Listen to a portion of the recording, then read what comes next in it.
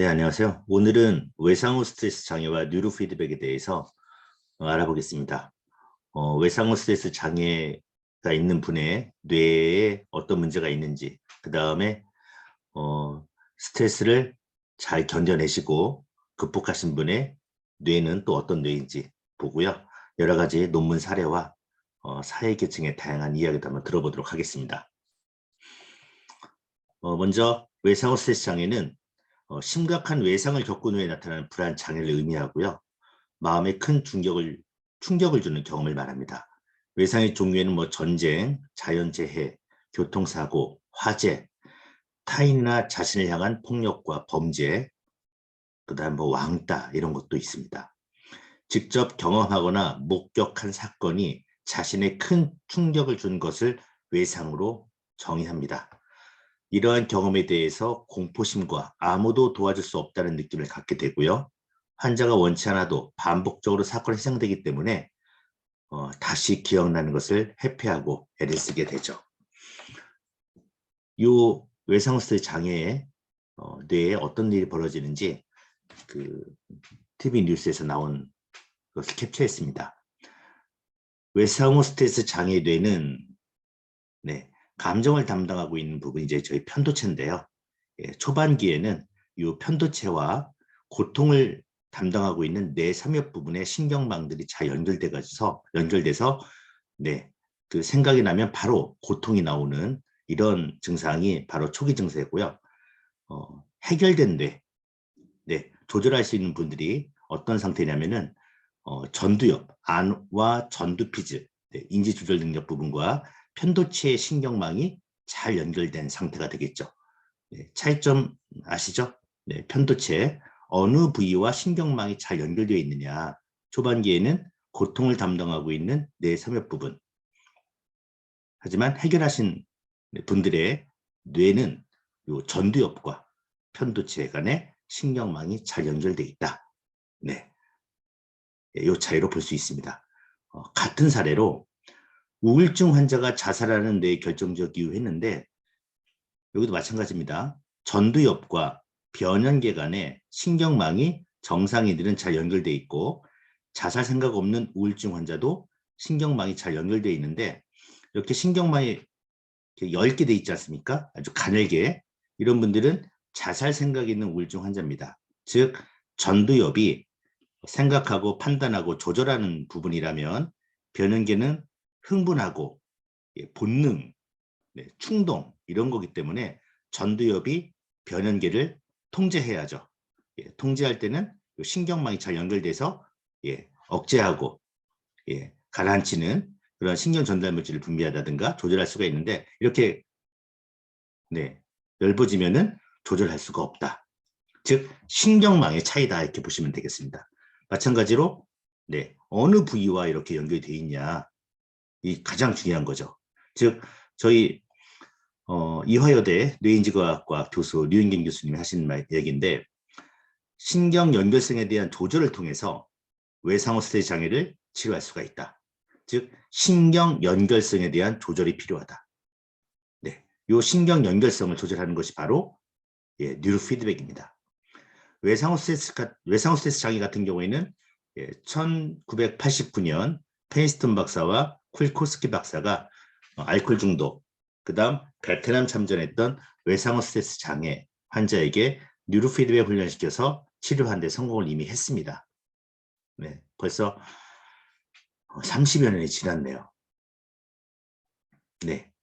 즉 뉴로 피드백은 전두엽을 강화시키는 효과가 있다가 이렇게 보시면 되겠습니다.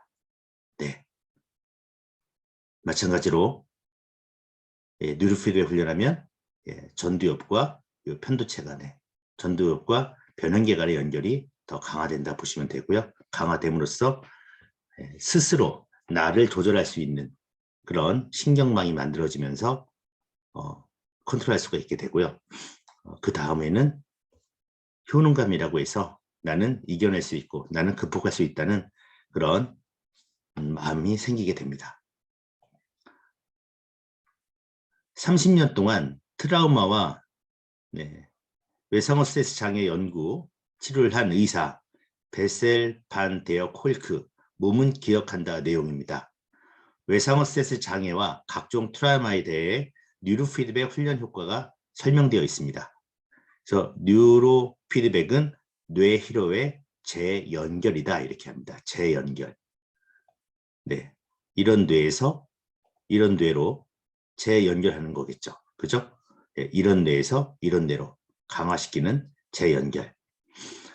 이분 베셀반 데어 콜크, 네, 이분이 쓴 내용 중에서 뉴로피드백을 이용해서 두려움이 계속되는 공포, 수치심, 분노의 특성을 강화시키는 뇌회로에 끼어들 수가 있다. 뉴로피드백은 뇌를 안정화시키고 회복력을 증대시켜서 자신이 택할 수 있는 여러 가지 반응 방식을 떠올릴 수 있게 해준다. 세 번째, 뉴로피드백은 뇌의 연결 패턴의 변화를 일으킨다. 그리고 마음은 새로 형성된 패턴을 따른다 해서 뉴로피드백, 뇌신경망을 다시 연결할 수 있다는 그런 내용의 책이 나와 있고요. 캐나다 로슨 건강연구소하고 웨스턴 대학에서 외상후 스트레스 장애 36명 대상으로 뉴로피드백을 한 사례가 있습니다. 네, 학술 전문에 실렸고요. 총 36명이었는데 환자의 61%가 더 이상 외상후 스트레스 장애를 겪지 않았다. 네, 뉴로피드백 치료를 받았는데 61% 정도가 외상후 스트레스 장애를 겪지 않았고요. 가장 좋았던 점이 뭐냐면 뉴로피드백이 외상후 스트레스 장애 환자에 이용하기 쉽고 효과적인 치료법이 될 수 있음을 입증했고 시골 지역이나 가정에서도 구현할 수 있다. 즉 집에서 뉴로피드백 제품 하나 구매하셔서 훈련하셔도 열심히 하시면 똑같은 효과가 나온다. 이렇게 보시면 되겠습니다. 네, 뉴로하모니 스트레스 훈련 사례인데 제가 이 자료는 단톡방이나 밴드에 올려드리도록 하겠습니다. 요 뇌파 사례입니다. 훈련 전과 훈련 후. 네. 그다음 디지털 헬스케어 시대 스트레스 관리에서 김재우 한국한의학연구원 미래의학부 책임연구원분께서 스트레스 관리를 어떻게 했느냐 했을 때 뇌파를 이용하는 바이오 피드백 일종인 뉴로피드백을 활용해서 주의력 결핍 및 과잉행동 장애, 불안 장애, 중독 관련 장애, 뇌손상, 만성피로 증후군, 통증, 우울증 등에서 지속적으로 치유 효과가 보고되고 있다고 봤고, 네, 가장 각광받는 것이 뉴로피드백, 바이오 피드백. 바이오 피드백이 이제 큰 개념이라면 그 중에 이제 뉴로피드백이 있죠. 네, 그래서 스트레스 관리를 뉴로피드백으로 해라. 네, 이런 기사가 나온 사례가 있었습니다. 네, 살아가다 보면 스트레스를 받지 않을 수 없고 만성적 질병으로 이행되기 전에 때를 놓치지 않고 스트레스를 효과적으로 관리하는 것이 중요하고 일상생활 속에서 나의 스트레스, 나의 건강을 실시간으로 능동 관리할 수 있는 바이오 피드백 기술 기반 디지털 헬스 시대가 열리고 있다. 즉 이렇게 뇌파를 보고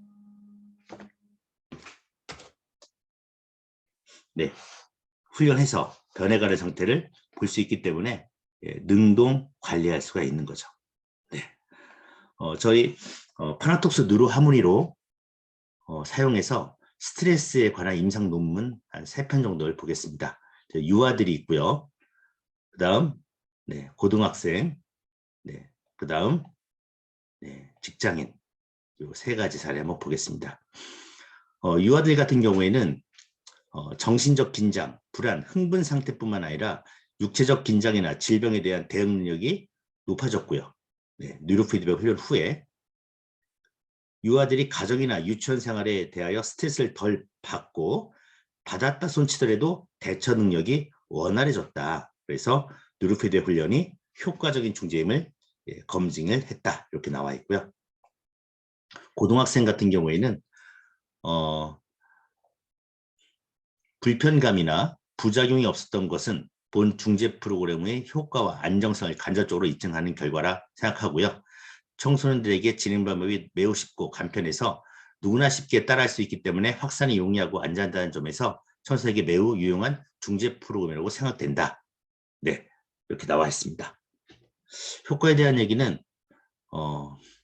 청소년의 생리적 특성을 고려한 중재 프로그램으로 청소년의 뇌신경계 이미 완성된 성인과는 달리 뇌신경계가 완성되어가는 과정이기 때문에 뇌 기능 상태를 향상시키기 위해 건강한 청소년에게 적용할 수 있는 중재로 검증이 되었다. 이렇게 나옵니다. 그 다음 직장인 스트레스 감소에 대해서는 뇌의 항상성에 대한 자기조절 능력을 강화시켜서 최적의 뇌 기능 상태를 만들어줌으로써 스트레스를 감소할 수 있다. 네, 직무 스트레스 감소에 뉴로 피드백 프로그램을 적용하며 스트레스 및 부정 감정을 떨어뜨리고 긍정 감정이 향상될 수 있다. 네, 마지막으로 직장 안에서 가용할 시간에 활용토록 해서 긍정적 사고를 강화시킬 필요가 있다. 이렇게 해서 이 스트레스 관련 논문, 네, 뉴로 피드백을 했을 때 유아, 고등학생, 직장인들에게 어떤 효과가 있는지 임상 논문도 같이 봤습니다. 네, 여기서 마치도록 하겠습니다.